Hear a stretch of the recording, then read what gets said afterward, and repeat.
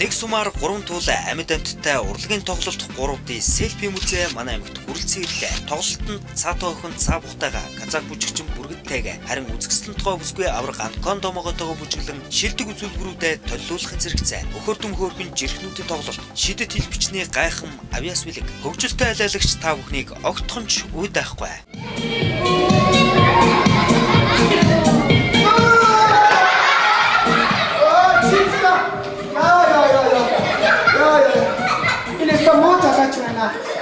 Та манай тоглолтыг үзснээр 30 төрлийн 3D музейгээ үзэн дуртай зураг дээрээ зураг авахулж бас селфи дээрээ асалбарыг авсан хүн бүрийн дурсгалын зургийг үнэгүй авч өгөх болно.